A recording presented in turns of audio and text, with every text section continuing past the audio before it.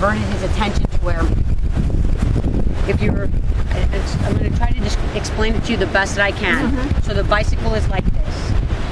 His type of handlebars that he has is an older style bicycle.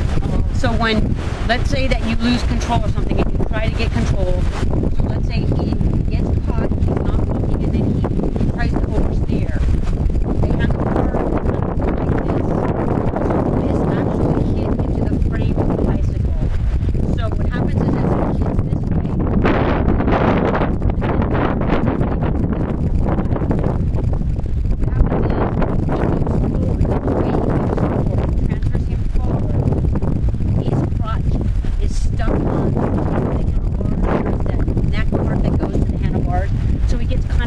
that way, all his weight going forward causes the wheel to actually bend like a taco, because there's nowhere else. Front wheel. The front wheel bends like a taco. It almost looks like a car runs it over, but it's not. It's actually something very normal that happens when your weight shifts and the tire is stuck because his handlebar hit the rod, so it couldn't go any further. If it was a little higher or a little lower, it would have spun.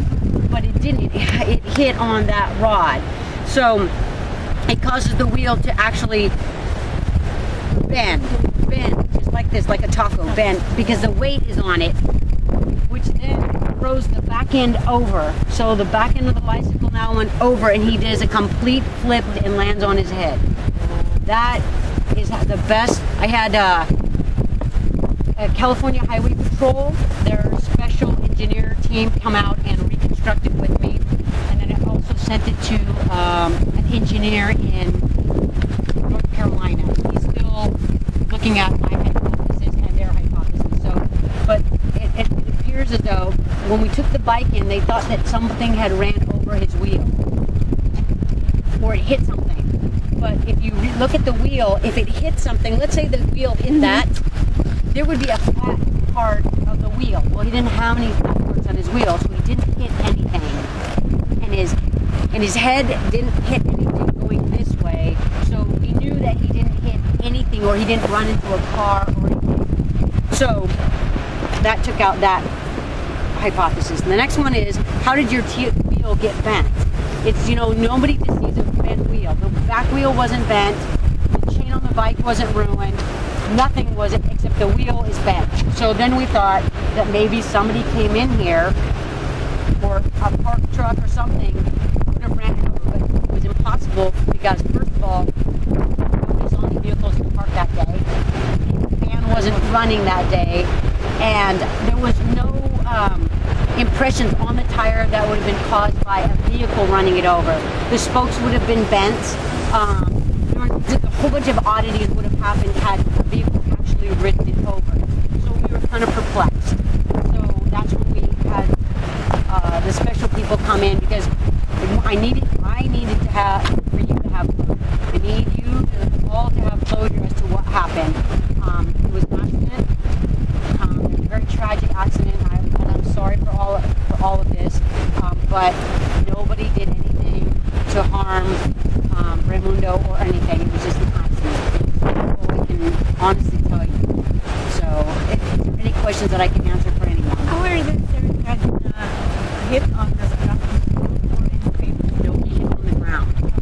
And yes, and because of the force, and he didn't have a helmet on, it's not an uncommon injury. So he fall on the upside? He flipped completely over. And the bike landed on him. So he's here, he flips over, his head hits here, and the bike is here. So the pole no, right here. Right there. Right, he was very close right there. So that's why I think that he was headed maybe this way. He gets caught, he thinks he's going off this way, so he turns the handlebar. It locks up on him, and he goes over. And he ends there. No, he didn't have any external injury. Other than the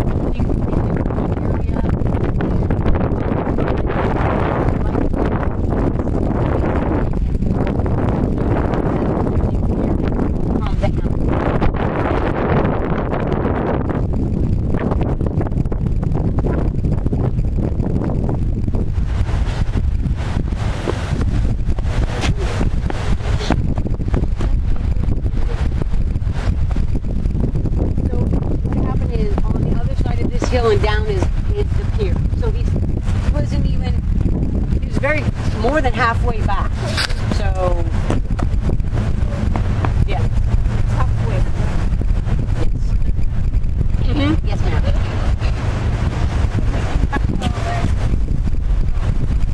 Yes. And you don't have to be, especially like for myself, if you and I did it, we would have flipped over also because he wasn't that heavy. He wasn't an overweight guy or anything. So for us, because our weight transfers and we're lighter, it actually causes us to flip further because we're smaller in stature. We don't weigh a lot. So I would even flip, and I would have bent the wheel. We would not go anymore. It's perpendicular, and the way his weight is, I don't know if he was still. I think he was off the seat because that bruising was all the way up into the growing area was very severe. So he just a lot of unfortunate situations happened at one time. It was just everything was very unfortunate. The handlebar hitting, him not falling to the side, but his weight going forward. Right. So everything was the weight all shifted forward, and then the wheel just top. That's what they call it, toppling it. It bent, and then because of that, he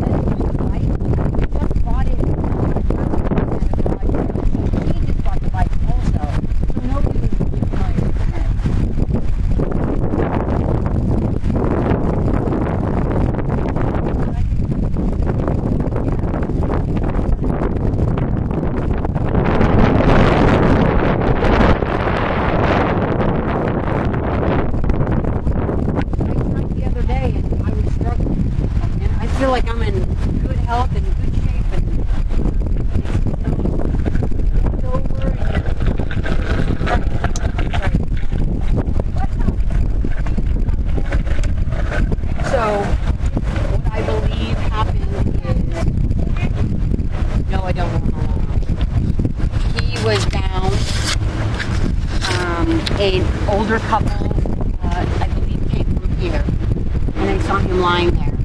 And it was a Hispanic family, and they didn't have any cell phones. So the lady ran that way, and she saw somebody coming over the hill. The man stayed here, and then these two young girls came, and they each called 911. So I'm not sure how long he was actually down. The man said that he was, his head was moving still when he had seen him first. That he, I believe, now this is another thing that you have to know, is that when we found him, his hand was back like this. So I think that when you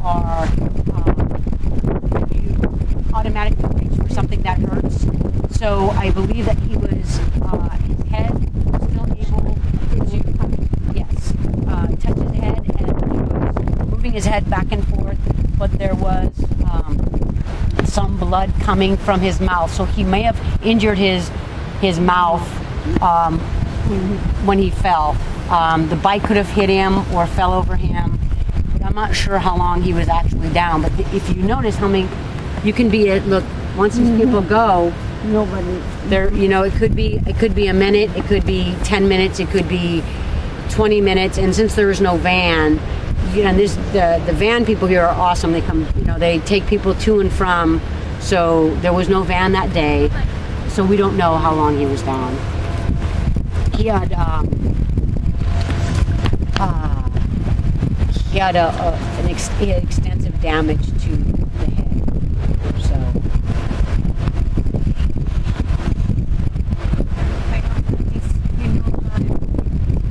Thank you for everything. you're welcome. That's what we first thought. Like, you know, if he was hold, maybe we were just if he was holding, you know, the pole, probably something caught the pole or something that makes him, you know. Right. Yeah. We thought. But I just want all of you to know that if you have any questions,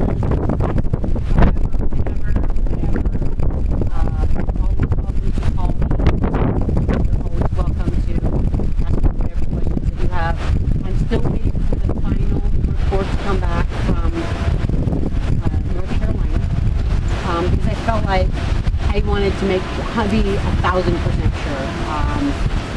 And then also I did receive the autopsy, so I don't know if the autopsy report was cause of death was blunt force trauma to the head from a fall.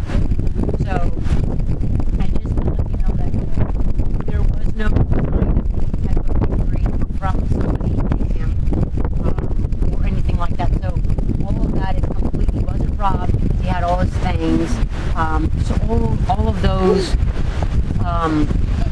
questions have been answered in our minds that this was an accidental death, and like I said, for your sake, I wanted to make sure that I have everybody look at the bike accident so nobody makes a mistake, so we all know and we have it exact. And this is the fourth one I've had this year with somebody not making it done.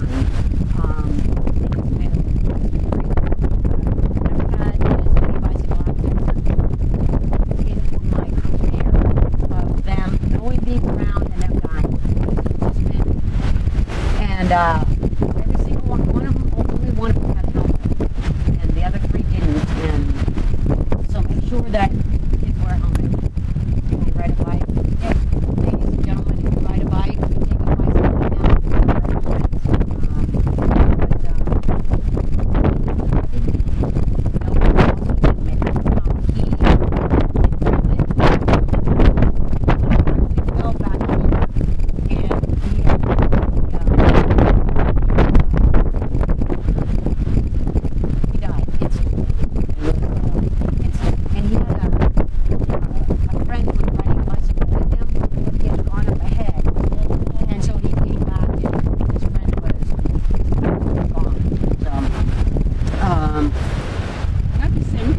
No, not the same for that. Like, my uncle, his friend, like, he said he went back to the apartment. My uncle told me the other trail. This is the only trail. Your friend, the young man, Gimo's quite a ways away, so you can't hear anything or see anything from there. Gimo said he was at the pier for almost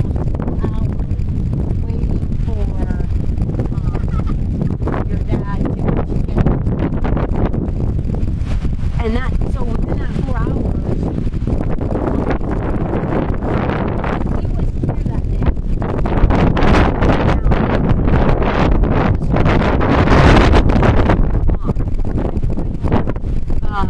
So it took him, so we had somebody here, the minute they found him, he got help almost immediately. So Gimo is so far away that we airlift your dad out of here. So I don't know where they, do you know, Sue, do you know where they landed the helicopter? No. So we dropped the helicopter somewhere in here, and yeah. So they, so we airlifted him. Yeah. So he was airlifted, and then they cleaned up the area. So when Gmo had to walk. So now you leave the pier, probably here's a good 20-25 minutes. So he has to walk all this way. He probably doesn't even know that this is all cleaned up and moved on. So by the time he gets to the parking lot, he sees your dad's truck there, the truck, the SUV, whatever. And the fishing pole is in there. The one that he took from the pier back to that truck to switch out, he wanted his bait rod. So he took his fishing pole to the car, changed and got his bait fishing rod, and that's the bait rod that he was bringing back. So now that's how we know he made it all the way there and was coming back. So when Gmo got there, he realized that, hey, something is not right because the car's here and the fishing pole is in the car. And so he was trying to call your husband, who was already at the hospital with you and wasn't answering his phone. So, right. So that's how poor Gmo missed out on everything. Okay. Yes. Thank him. Sure. They don't speak English. They speak Spanish. The young girls who called 911, I believe they speak English.